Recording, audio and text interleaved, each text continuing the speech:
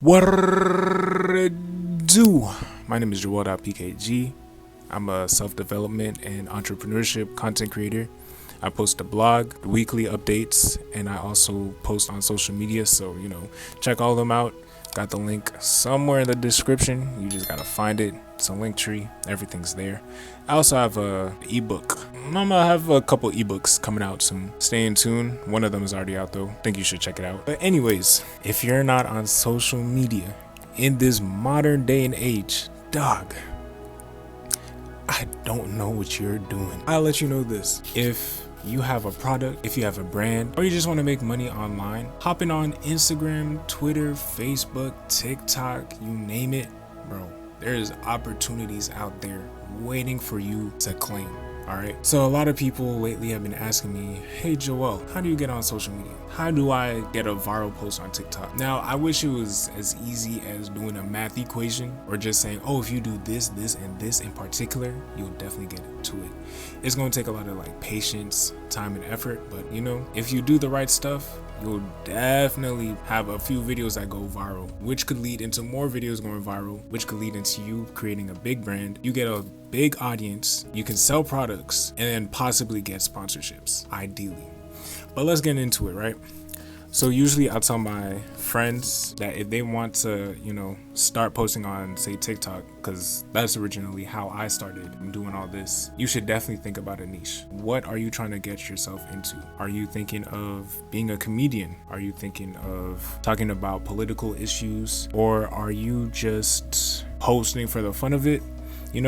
Those types of questions are very important because you need to have a certain structure or have a consistent look to your content so that your audience knows what they're getting themselves into. Apart from that, keep up with trends, pay attention to trends. They're very important, especially on TikTok. You have people with short attention spans. You need to engage them. And usually what has already worked will most definitely work for you. What I've noticed when I first started posting videos, the content that I wanted to make wasn't doing as well as the content I saw other people making. And I had to, retrace my steps, and I started posting based on what was viral for that week or for that day. And eventually, a few videos here and there started going viral. So let's see. It's also important that when's the best time to post, which tends to be in between the times of 12 p.m., 12 in the afternoon to 6 p.m. If you're trying to be more of a local content creator, based on your time zone, you have to consider what times are people on their phones, or at least what times are people free, because that's usually when you get the highest volume of people that could potentially see your videos. You also want to post consistently, usually at least 1 to 3 times a day, no more than that. And especially when you're first starting off, you're gonna deal with burnout. All of this is new to you. You don't really know what you're getting yourself into, and it can get very repetitive, tedious, mundane. Thinking of a caption, thinking of what hashtags to use, when to post, finding those times to post throughout the day and all that. So it's important that you keep it short and concise. Again, people have short attention spans. If you've seen a lot of analytics, you notice that the amount of people that stay past the 1 second mark of a video is something else. I have a couple YouTube analytics, and I'll see or even TikTok. If you definitely create a business account, that's definitely something I'd recommend, because if you have a business account, they'll show you your analytics, what countries are seeing your videos, what times are your viewers usually on, what videos got the most views, and it also shows the timestamp from the beginning of the video to the end of the video, how long people stayed. And you notice there's a very sharp decline. So it's very important that within that first second, you catch the audience's attention with something. So yeah, I was posting on TikTok, and then I realized there's no point in just posting on TikTok when there's other platforms out there. So I started moving on to Instagram. I'll basically download or screen record the videos that I make on TikTok, and I'll post them on Instagram. Same caption, same everything. Sometimes it'll do well on TikTok but not do well on Instagram. Other times it'll do well on Instagram but not do so well on TikTok. It's just something that happens. You can't really expect the algorithm to be consistent, or there's a certain formula. But if you have an idea of what works and what doesn't work,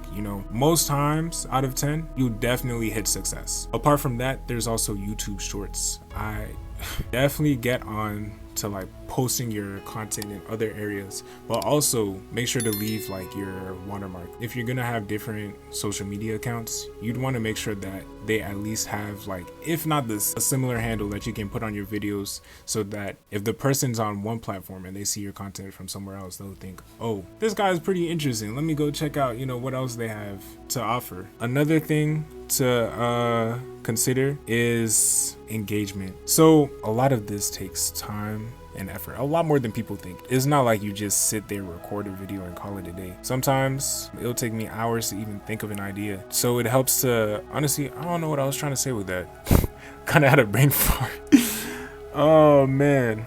Okay, I just switched the topic and then start talking about something else. So my strategy, because I don't know if you've noticed, but when you're on TikTok or you're on Instagram Reels or you're on like YouTube Shorts, you tell yourself like, oh, let me just do a 10-minute break. You know, I'll watch this, wind down, and then hop on something else. And then an hour, 30 minutes hits, and an hour hits, and 2 hours hits. And before you know it, it's dark outside. Then it's time for you to go to bed, and it's like, where did all my time go? So you need to be strategic with how you use these platforms.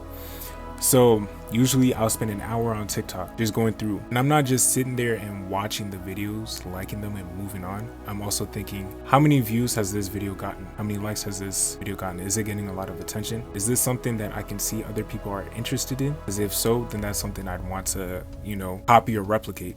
So I'll save the video or save the sound, and then I'll keep scrolling till I find something else. Keep scrolling until I find something else. Now, you don't want to like overthink it with videos. You know, there've been viral videos out there where people have made mistakes, spelling mistakes, or they forgot to do a certain part in a video, but it still turned out right. So once you've collected those videos within that hour or those sounds, I say you record yourself basically like, you know, going through the motions. Don't spend like your time making 5 edits or 5 takes or anything like that. Just record like once, twice, maybe 3 times tops, and then just keep it pushing.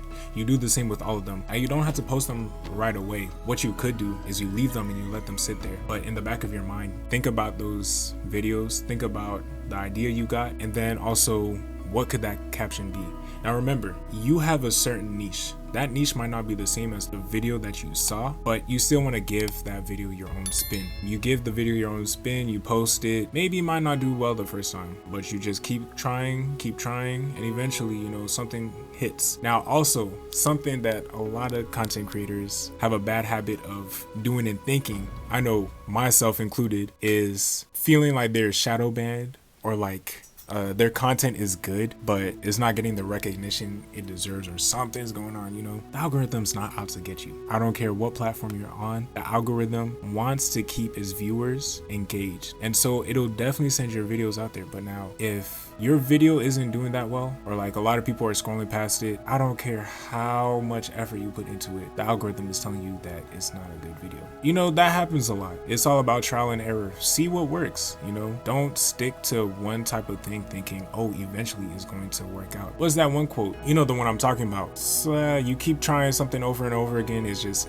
expecting a different result is just insanity. So that's very true. Okay, I'll just change the subject. So the whole idea of all this is you want to build an audience of people that are interested in what you have to say, and they're very engaged in your content. So that's why reaching out to these platforms that a lot of people use can be very beneficial. It's hard to go out there in the market and, you know, talk to people. It's a lot of work, but at least with like having videos out there, people can read, people can watch, people can engage. They'll definitely like go out of their way to check out your stuff if they feel compelled enough to. That's why social media is very important. Now, another thing, back to what I mentioned about burnout, you know, don't be afraid to like invest in like your stuff. Like, for instance, I bought myself a ring light, whole bunch of other things here and there, but then there's also like other resources out there that you could get yourself into. You know, a lot of content creators have made websites, video tutorials, even classes just on like what they've known. That's what I'm trying to do too, but you know, later on when that happens, also, you know, outsource stuff. You're not a pro at everything, and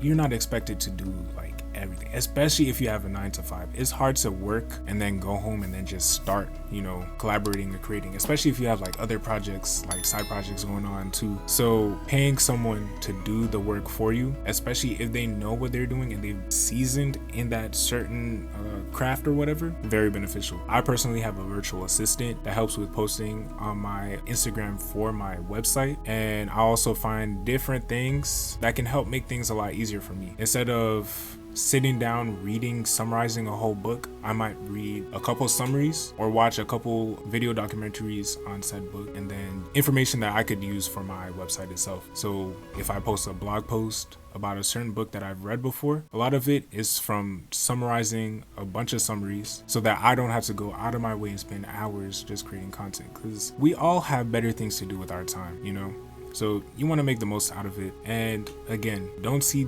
this as just an expense you're throwing money left and right. See this as an investment to improve your quality. It also gives you enough time to think about new ideas, and you can foster those new ideas to make other things. Okay, that's all I have for today.